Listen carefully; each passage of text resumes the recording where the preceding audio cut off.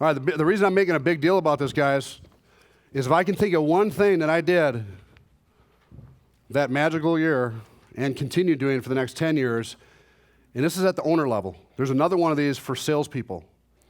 Okay, you don't have that in your packet, but come get with me if you're interested in having it afterwards. I'll give you one that you use to counsel your salespeople on. And actually, I might do a skit with you, Stefan, later today on the salesperson level one. It's all, we have an Excel digital-based version of it, but this is the owner level one, okay? So if you're an owner, you might not want your sales guys to see this one. No, I'm just kidding. The owner level one, so guys, it starts like this. If I could think of one thing that propelled, 0 to 163 million over those years and those 18 offices, what drove this whole thing was the phase one sales training system, yes. Was the key positions, yes, but this was the juice. Okay, we used to do it at our level. We did it at some of the field trainer levels, but we always did it, where's Tony Knoll at? At the sales level, real big on it. Every phase one sales training we did, a salesman, when he left, he wouldn't fill it out that day, there wasn't enough time, but he'd take it home, fill it out. He'd turn his vision statement back in, which is his sales strategy, which we helped him create, laminated the following Friday. With his first 3 signed deals, he get his first $500. We'll talk about that later, how to get. But when you get a sales guy or someone that's not in this business, or anybody, going through this exercise, they're going to produce 2 to 3 times more than they would by not doing this. And I'll just tell you, proven fact of 10 years. So this is for owners. So I just want to go over this real quickly with you guys. You don't have to fill this out now, but over the weekend or over this next week, you get 20 minutes, 30 minutes alone, go sit in front of some trees or something, and think about why you want to do what you want to do. Because you got to think about, why are we doing this? Because I want to make $1 million. There's other things that got to go into this. And it's important for you guys to do this because you're going to be executing this with your salespeople. And so you have to believe in this yourself first. Otherwise, you're going to be like, he's just sending me a goal setting. This is just to set goals. This is more than that. Okay, so real quick. You want to list your 3 top personal goals, okay? I want to lose 20 pounds. I'm going to climb a lot of roofs. Your 3 top material goals. I want to buy a new Mercedes. That's a material thing, something you can visualize, right? What are your 3 top economic financial goals? I want to get rid of $20,000 in debt. I want to pay off my $150,000 ABC bill. Cash flow sucks. I want to make one of those goals, write this down and note to yourself. One of these goals should be how much you want to make by December 2015. Because we have to set a definitive amount and a time to achieve that goal. And then the whole exercise is based off that. Now, all these other goals tie into it, but you got to be a little greedy and think about yourself and how much money you want to make just for a minute. You don't have to do it right now, but later on. Go to the next page now. Annual action plan. Specifically, how much do you want to make by December 2015? Okay? You want to make 1.5? I'm talking not company sales, I'm talking about company net earnings. How much you make after you pay your salesmen, overhead, and all that. There's $600 in advertising. I'm just kidding. These guys, we looked at some P&Ls. These guys, I said, your meals and entertainment's higher than your advertising. That's typical of an insurance storm chase. They don't spend any money. $600 advertising all year. They knock doors. That's good. It keeps overhead down. I want to make blah blah blah blah blah by December 2015. You have to set a date, and so does your salesperson. People slow down in December. This is a good time. You guys go back to your offices. You do these with your salespeople. We're going to do this today again at the sales level in phase one sales training. Salesmen, people can only think, you're going to say, well, in 5 years, I want to be the president. Think about what you can do in the next 9 months, because when you achieve some of these goals, then you can build that up next year and do something else. Good, now we know how much you want to make. Next, we're going to do a detailed company sales strategy, what it's going to take to achieve that goal. Now, I'm just showing some statistics from my company. My company had a lot of overhead, and the net profit wasn't as high as 20, somebody was pouting off 22% net profit yesterday. Who's that? Who's at 22%? Good job. After overhead sales commissions, that's fantastic. That would make the stock price go through the roof. But for my companies, I'll be honest, it was 12 to 15%. So I just did a scenario. On average, it takes approximately 10 million sales to produce 3 million in gross profit. And when I say 3 million gross profit, that's after you consider 10% allocated overhead, 30% material, 30% labor. After sales commissions, other things like overrides, net earnings will be more like 1.5 annually. Now that was my company. You have the ability to change that a little bit when we do the next exercise. So if I wanted to make 1.5 million, I'm going to have to do 10 million. Of course, back then I had a business partner, so I'd have to double that. So we'd have to do 20 million for me to make 1.5. Okay? You got to double your effort. When you have a partner, you better have synergy. 2 plus 2 equals 99, not 4. Because if 2 plus 2 equals 3, then your partnership's not working. That's a whole other conversation. But this represents, so assumptions. For this purpose, we're going to use a 10% overhead and a 50% salesman. Because everybody thinks they're worth 50%, right? I started out at 40%, by the way, when I was a sales guy. Please note, an owner can greatly increase net profit by hiring salespeople at lower commission rates, imagine that, and or setting higher overhead allocations on cap jobs. Okay, we'll talk about that later. Your overhead, and guys, the idea is not, well, I'm going to set a 20% overhead and only spend 7 so I make more money. The idea is to set the overhead enough where you're actually covering your overhead. And some of you guys would be surprised when you actually figure out what your overhead is and add in your time, because a lot of you guys don't pay yourself salaries, what a true overhead is to run a company, hence the scaling. What would this company look like if it wasn't here and I had to actually run it? You got to count your time in terms of when you're thinking about overhead. So 10%, if you're running a good company and you got some sales, you got a sales manager, accounts receivable manager, all that, you're going to spend 10% overhead. Okay? Some of you guys probably are lean and mean, you probably spend 3 or 4%, hallelujah. But eventually to scale, that's going to go up. I'm just letting you know. This is where the juice is for you right here. Everybody on this page, you fill in your own blanks. Okay, again, I want to make $1 million by December 2015. What do I got to do? Well, your average contract size in North Carolina might be different than mine in Minnesota, right? I would say our average contract size at my companies over the years is about 50, no matter where, is about 15,000. We had guys that go out and sell 30, 40,000, 50, 80,000 dollar contracts. Guys that go out and sell 7 and 10. But the average, what's your average contract size? What's your guys' average contract size? Nice, good that you know that. So you plug that number in. How many sales guys are you going to need? Well, you got to do some math here to figure this out. Average number of jobs each salesperson sells. So it's not what Stefan sells. You can't base a sales strategy off Stefan because he's high speed. What's your average sales guy? So you take all your sales guys, what was the average number of jobs, you plug that in. Total company revenue.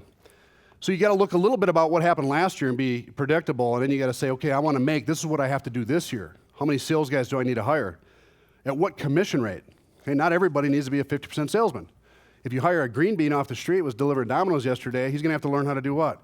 Inspect, estimate, supplement training, managerial time.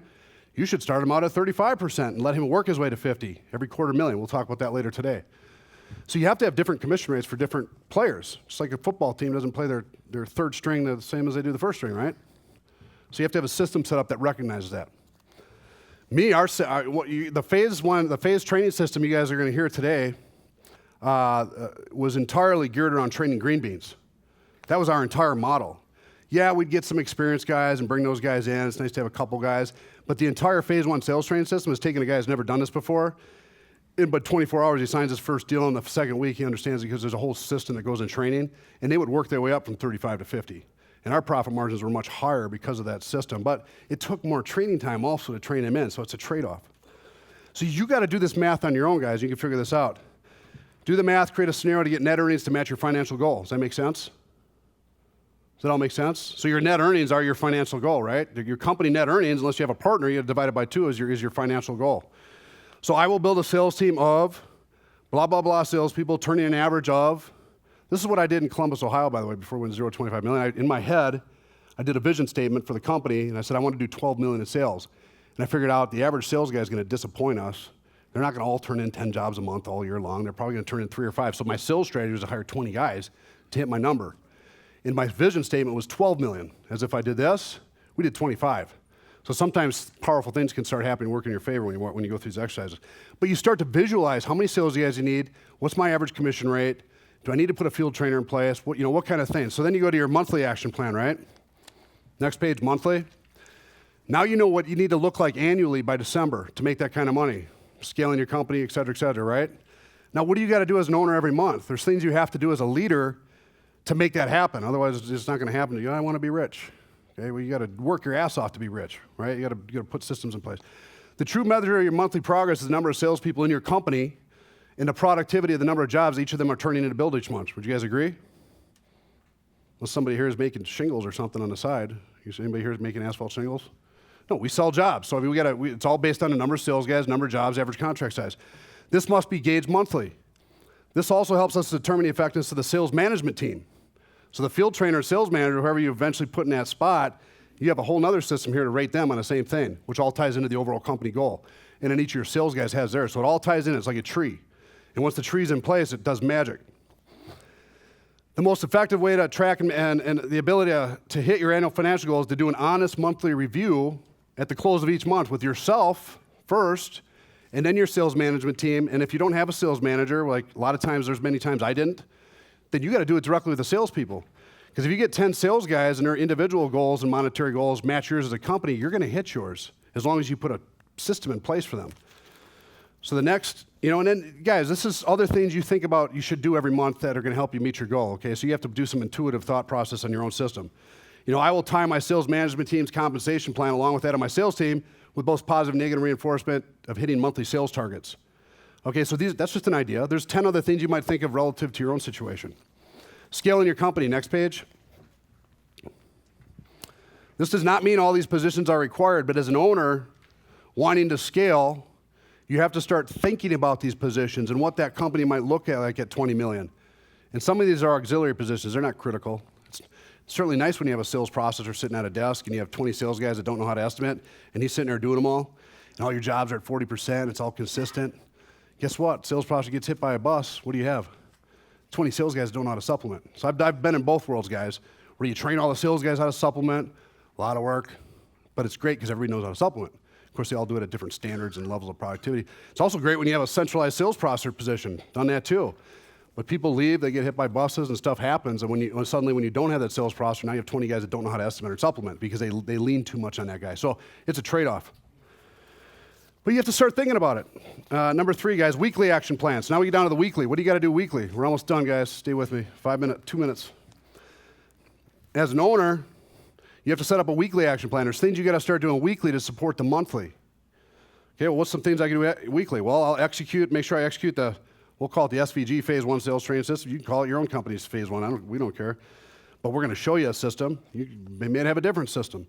But you need to execute something weekly in your sales system to push that bell-shaped curve up, right?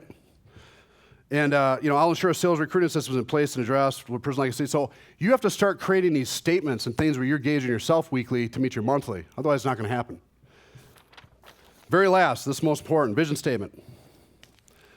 You're going to combine a few of those sentences, starting with how much you want to make by the end of the year.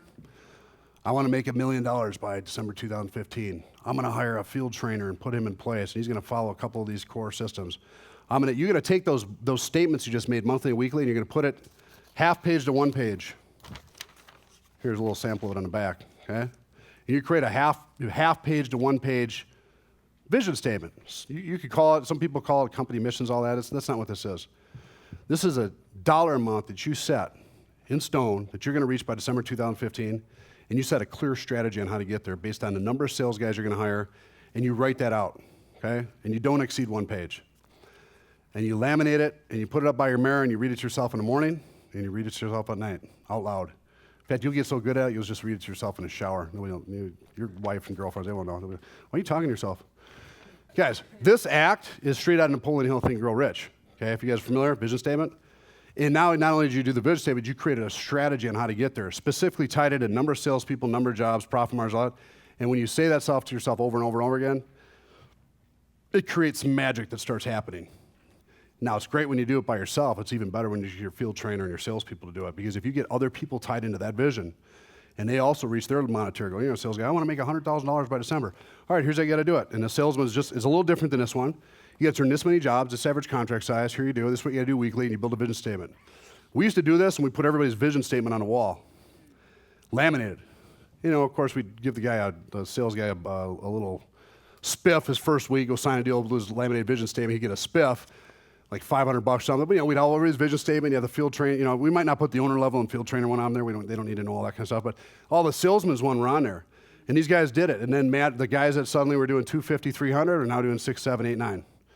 Guys are doing $500,000 or doing $1 million because they had a vision. Now, a vision, they visualized it, and then most importantly, they had a system exactly how to do that every month. And then every monthly review you do, you can rate their system. Hey, you're not going to make $100,000. You only turned 2 jobs last month, and your profit margins suck.